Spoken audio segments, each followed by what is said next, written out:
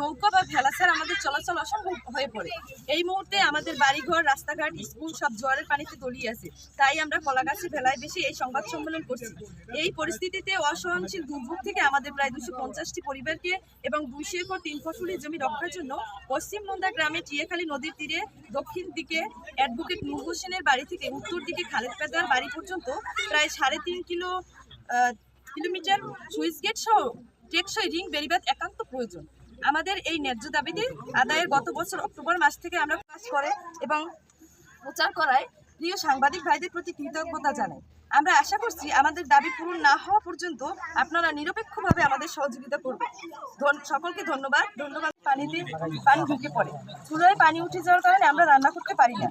আমাদের প্রায় 200 একর ফসলি জমি তলিয়ে যায়। আমাদের এই জমি 3 ফসলি কৃষি জমি, অথচ আমরা এক ফসলও ঠিকঠাকভাবে চাষাবাদ করতে পারি না। কৃষকেরা জমিতে বীজ বপনের পর পানি উঠে সব নষ্ট হয়ে যাওয়ার আতঙ্কে থাকে। রাস্তাঘাট তলিয়ে থাকার কারণে আমাদের বাচ্চারা স্কুলে যেতে পারে না। বিগত দিনে ঘূর্ণিঝড় রেমালের সময় 4 দিন পর্যন্ত আমাদের বাড়ি ঘর পানিতে তলিয়েছিল। প্রাকৃতিক দুর্যোগ, ঘূর্ণিঝড় ছাড়াও অমাবস্যা পূর্ণিমার অস্বাভাবিক জোয়ার ভাটায় আমরা ডুবে গেছি। আমরা অনেকে কষ্টের মাঝে আছি এবং মানবেতর জীবনযাপন করছি। একই সাথে জলবায়ু পরিবর্তনের প্রভাবে প্রতি বছর জোয়ারের পানিতে উচ্চতা বৃদ্ধি পাচ্ছে।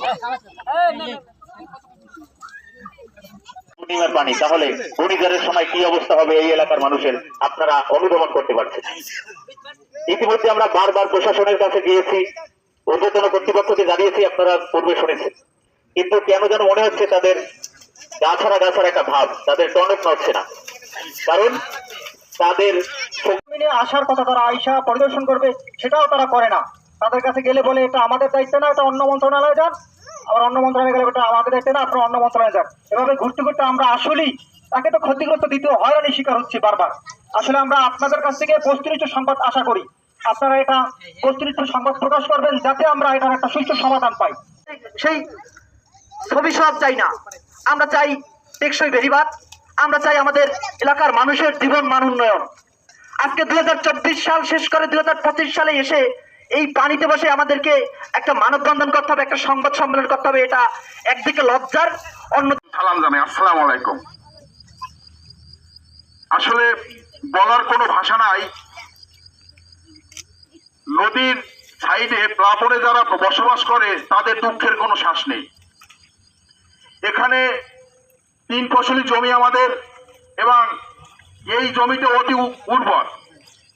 এখানে 200-250 লোকের বাস এবং 600 থেকে 700 একর জমি, কিন্তু টেকসই বেড়িবাঁধ না থাকার কারণে এই পরিবারগুলো অনেক ক্ষতির সম্মুখীন।